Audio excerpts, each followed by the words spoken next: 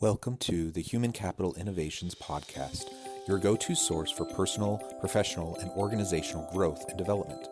We hope you tune in often for all things people management, organizational development and change, organizational leadership, and social impact related. Maximize your personal and organizational potential with Human Capital Innovations Podcast.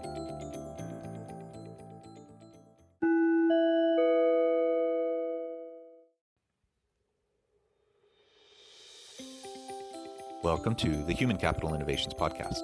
In this HCI podcast episode, I talk with Jeff Wald about his book, The End of Jobs, The Rise of On-Demand Workers and Agile Corporations.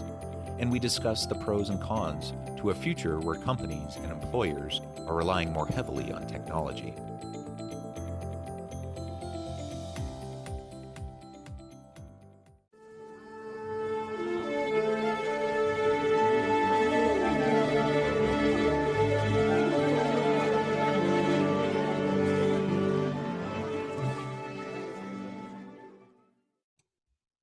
Jeff Wald, welcome to the Human Capital Innovations Podcast. Thank you so much for having me. Yeah, it is a pleasure to have you. It was fun getting to know you a little bit in the pre-interview and just having a nice chat. And I'm excited to have a conversation today about the changing nature of work and how disruptive technologies are really changing what it looks like, what the nature of organizations, the nature of jobs, the nature of professions. So that'll be the focus of our conversation today. And really zooming in on your Amazon bestseller, The End of Jobs, The Rise of On-Demand Workers and Agile Corporations. Such a timely book, an important topic. I'm really excited to have a conversation with you today about it. As we get started, I just wanted to share Jeff's bio with everybody. Jeff Wald is the founder of Work Market, an enterprise software platform that enables companies to manage freelancers, acquired by ADP. Jeff has founded several other technology companies, including Spinback, a social sharing platform eventually purchased by Salesforce. Jeff is an active angel investor and startup advisor, as well as serving on numerous public and private boards of directors. Jeff is the author of that Amazon bestseller, The End of Jobs, and we'll be getting into that more here in just a moment. So again, welcome, Jeff. Before we really launch into the conversation, anything else about yourself that you would like to share by way of background, personal context, anything like that? No, just how excited I am about this topic and how important I think this topic is we as a society, let alone companies and families, think about how to plan for the future. Super important to think about all of these issues and to debate and discuss them. Absolutely, I completely agree, because whether we like it or not, the future is coming, and disruption is the name of the game, and messiness and complexity is really just what the world is throwing at us right now. And so we either get to kind of dig in and try to stay entrenched in how things were in the past, or we can embrace the ambiguity and open ourselves up to change and prepare for the future. So I think exploring your book's really going to be a fun opportunity. So tell us about why you wrote this book. What inspired you to write The End of Jobs? Annoyance and frustration inspired me. As I will say this, look, as the founder of Work Market, I had the opportunity to go and speak at many conferences and on many panels, and I'd hear other, experts and thought leaders talk about things, and I think that's crazy. Why is he saying that? Why is she saying that? That has no chance of coming true. And it started to strike me as not only disingenuous but harmful, as companies would say, oh my gosh, everyone's moving to on-demand labor, we have to do it too. No, they're not. That's not happening. As the founder of Work Market, I wanted it to happen, but it wasn't. And I said, you know what, we need to bring some context to conversations about the future of work. And to me, that context, and importantly, evidence, has three bases. One is the history of work. We've been here before, Jonathan, right? Like, we've seen how companies and workers have come together in the face of technology change, social change, and a host of other things. The second is data. Let's look at the data and the data trends, data patterns, and where data is and what it means. And the third is, let's talk about how companies actually engage workers. because there is this rather large misconception that labor resource planning meetings kind of go like this. CEO walks in and she says, all right, so we got to do something with our workers, just hire the cheapest ones and screw them all. All right, meeting adjourned. Shockingly, that is not how those meetings go. So understanding the history, understanding the data, understanding how companies actually engage workers, that's what we lay out in the book. And I think that those things are fundamental in having any conversation about the future of work. Wonderful. I completely agree. So tell us, kind of summarize the main premise of the book, the key takeaways of the book. Tease it for us a little bit. Sure. Well, look, the big takeaway is that there will be no net job losses from robots and AI. History tells us that, data tells us that, how companies engage workers tells us that. But it doesn't mean that we're not in for a rough patch. It doesn't mean that we will not lose a huge number of jobs, upwards of 25 million in the United States, from automation, robotics, AI. And the big challenge for society is how do we retrain those workers? And history here has very poor lessons for us. Well, very good lessons that give us very poor or unfortunate outcomes, which are that we have not done this well. We have never done this well. And so be We've mindful. always been resistant, right? At any Yeah. stage, we talk about the various industrial revolutions. We're in the fourth industrial revolution now. Mhm. To your point, can we learn from history and from past mistakes so we can embrace this shift and these changes better, or are we going to dig in our heels and go kicking and screaming into the future? I am hopeful that we will be mindful and learn lessons from history, but people do change poorly. Companies do it even worse, and societies do change terribly. And so this change will come quicker. And in that case, I am not overly optimistic, but we have new technologies and new processes for adapting and for helping to retrain workers. And in that case, I am optimistic. Yeah, and for the same reasons, I'm concerned. I have my concerns, but I do have optimism, and I'm cautiously optimistic about moving forward into the future. And frankly, I see. I mean, to your point, will there be disruption? Will there be displacement of jobs? Yes, and yes, right. Mhm. But at the end of the day, will we have net job loss or net job gain? And I think these new technologies, when leveraged and embraced, they will open up a whole world of new opportunities and new types of work experiences and new jobs. Of Um, course. right. And so that's where the reskilling and upskilling has to come, so that we can have people that are trained, for the jobs of yesterday, that now they'll be prepared when their jobs get displaced for the jobs of the future. Very true. But let's talk through an example, if we could. And this has become my favorite example. I used to talk about the ATM, and I talk about the ATM in the book. But let's talk about truck drivers.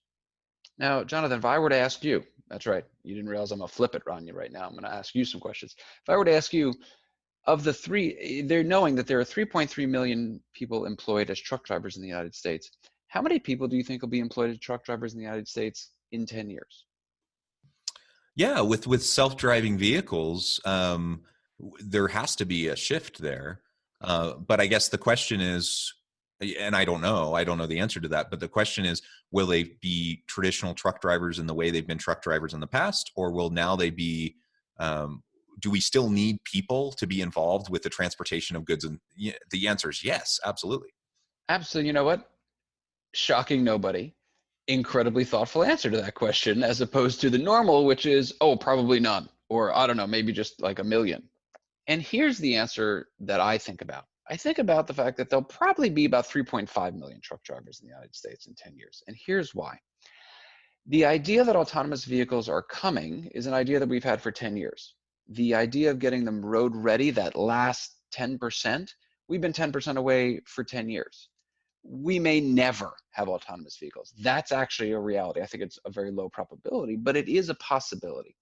So in the next 5 years, let's assume, oh my God, they cracked that code. I don't think it'll happen, but let's assume that that happens.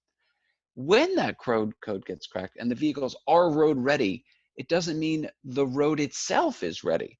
It won't have the infrastructure, the sensoring technologies, the recharging technologies, the regulatory environment necessary to have these trucks going all over the place. GAT may take another 10 years in and of itself, but let's say it only takes another 5. It won't. It'll take much, much longer. Now we're 10 years out. And then what has to happen? Trucking companies have to go and replace their trucking fleets. It will cost upwards of $300 billion. I shouldn't say upwards, by the way. That's the low end estimate to replace the 2 million semi-truck tractor trailers in the United States. The largest company in this space, Knight Swift, has an annual CapEx budget, not truck replacement budget, mind you. That's just a portion of their CapEx of $500 million. So let's say they spend $100 million to $200 million on truck replacement. It would take them, the largest company in the United States, 10 years to replace all their trucks. And then to your point, even when they're there, they're still not going to get rid of every single truck driver.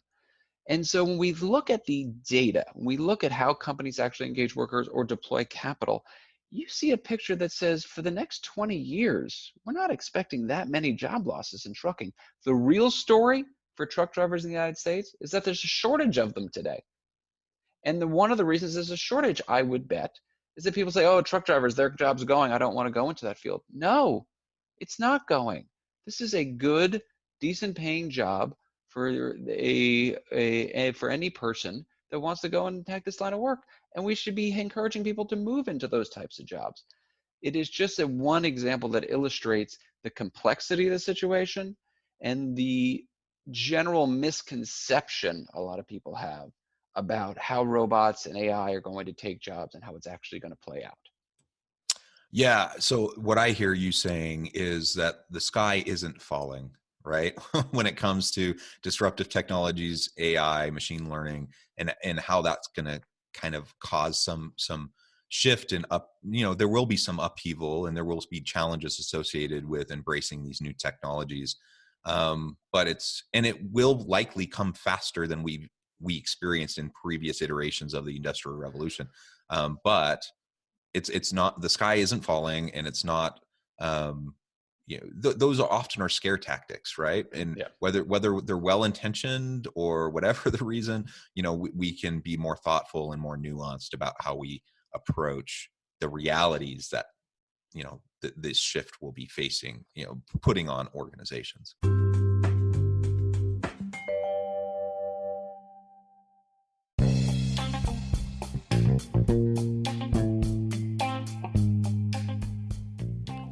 I'm excited to announce the publication of my new book from HCI Press, The Alchemy of Truly Remarkable Leadership: Ordinary, Everyday Actions That Produce Extraordinary Results.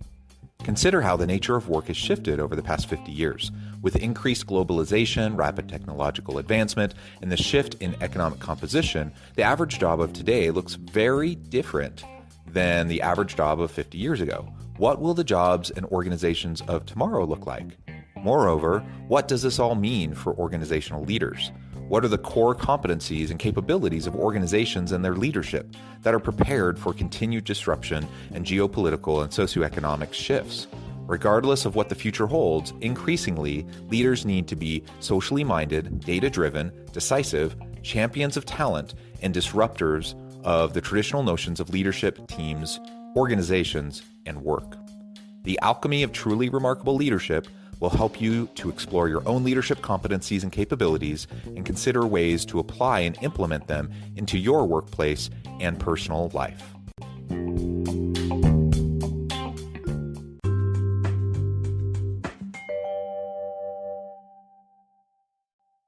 One of the many challenges we have as a society is the fact that you have to be sensational in order to get noticed, and everybody wants to get noticed in the social media context. And that certainly applies to people making predictions about the future of work, and thus sensationalist predictions get the most media pickup, and those generally are the most ridiculous, the most not based on evidence, and the most incorrect. Yeah, absolutely. So what do you see as the biggest pros and cons, both sides of the coin, in terms of organizations of the future embracing, all these disruptive technologies we know about now that are, we're trying to figure out and refine and prepare for the future of work, but also technologies we don't even have a clue about right now, that are going to pop up. Well, there will certainly be technologies we don't have a clue about, and job functions and job roles that we don't have a clue about, that history will tell us 10 years from now, 20 years from now, there will be millions of people employed in a job function that neither one of us who study this a lot and think about this a lot could even remotely think about. We couldn't guess it. And there will be millions of people employed in it. If we had said 20 years ago to somebody, hey, there are going to be millions of people employed as social media managers, people go, what the heck is that? Why would somebody need that? Well, we can argue as to not whether somebody actually needs that, but be that as it may, it is a job function that across the world, millions of people are employed in. Okay, so there is that. Look, in terms of how companies are going to act and react, they will do as they have done throughout history, which is they will be thoughtful. They will do a lot of analysis. They will dip their toe in the water. Once technologies are proven enough and they see the ROI and they will see what their customers like or dislike, they will see how their competitors are acting and responding, they will move more fulsomely. Look, the technology has existed to displace every single retail checkout clerk. That technology has existed for 10 years. But I don't like that experience. I still like to go to a checkout person. And therefore, we haven't seen a huge amount of job loss there. So just because the technology exists doesn't mean that the jobs go away. Yeah, absolutely. Do you see like what other types of benefits do you see as we embrace technologies moving into the future? Well, the other clear benefit as technologies massively increase productivity is that they massively decrease the cost of production and the cost of goods. This is why historically, as we look at technological changes, the first three industrial revolutions, as you highlighted, because a lot of people call what we're in now the fourth industrial revolution, which I think is very accurate. One of the very clear patterns and very clear trends is a increase in the number of jobs, a decrease in the number of working hours, and a increase in the standard of living those decreased working hours can provide. And we see that because we decrease the cost of production, we increase the amount of goods people are capable of consuming or the quality of goods and a host of other things. And therefore we have this tremendously wonderful standard of living that is increased. Very clear, very consistent trend. And so that is a huge benefit that will accrue to all of society.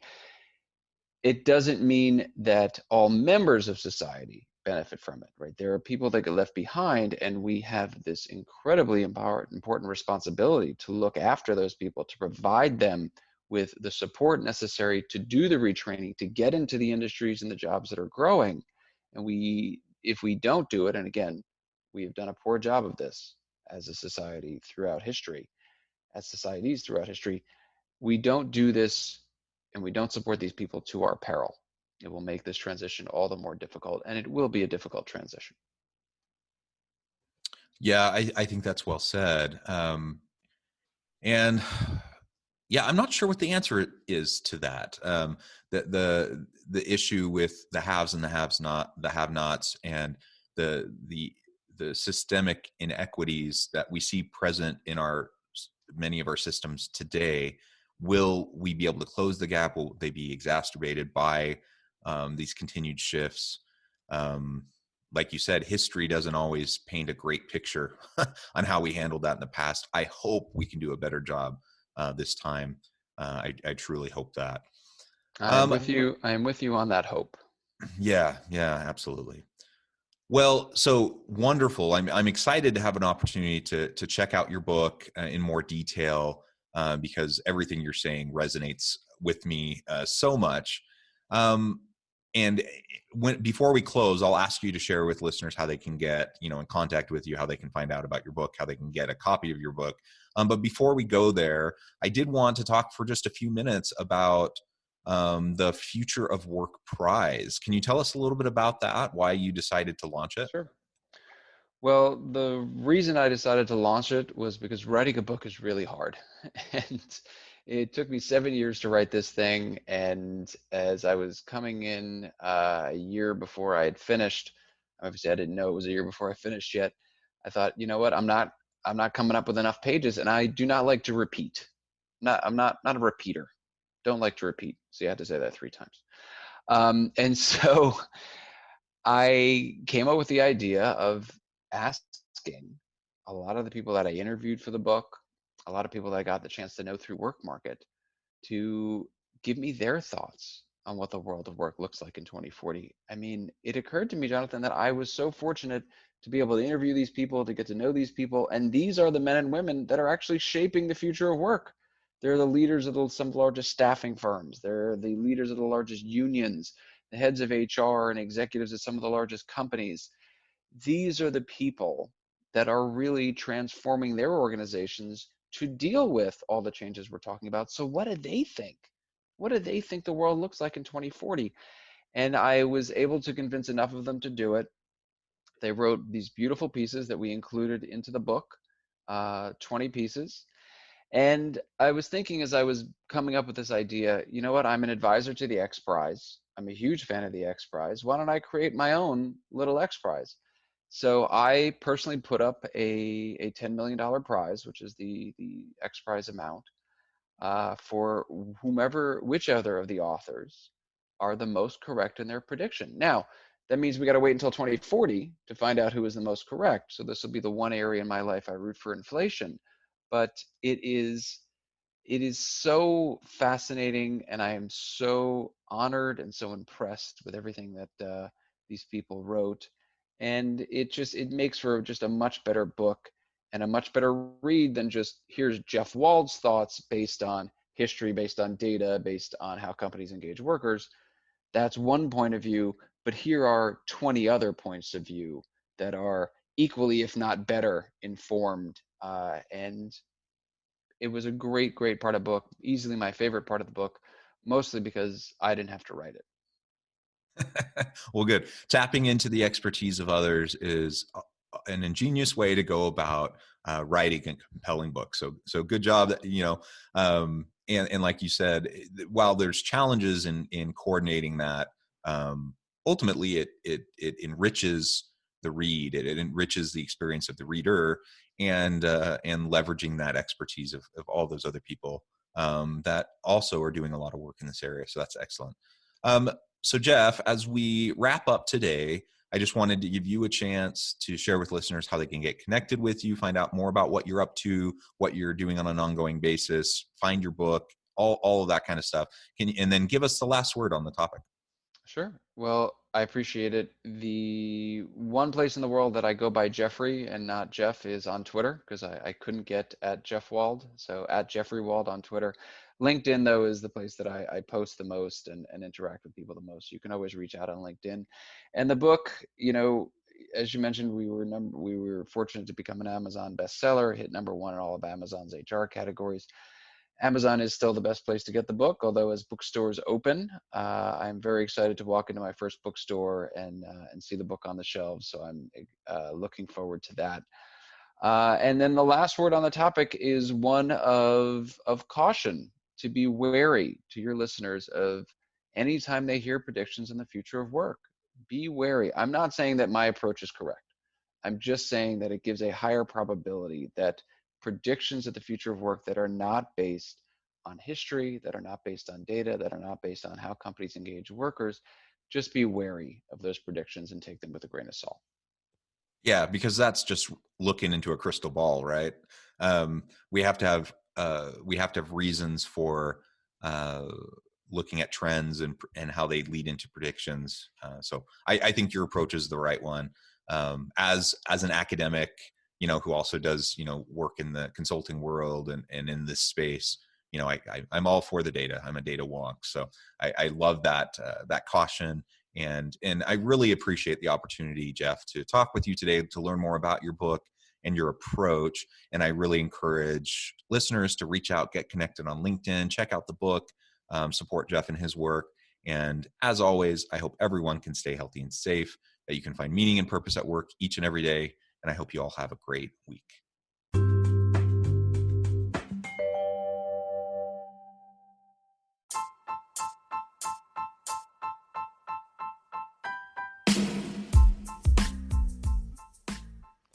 We are excited about the launch of HCI's new magazine, Human Capital Leadership. Human Capital Leadership is a free, interactive e-magazine designed to help individuals, leaders, and organizations find innovative approaches to maximize their human capital potential. We will be publishing issues quarterly in August, November, February, and May. Check out the first issue and let us know what you think.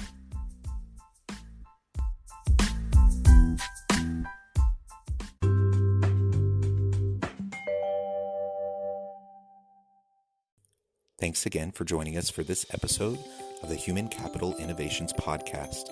I hope you stay healthy and safe and that you have a great week.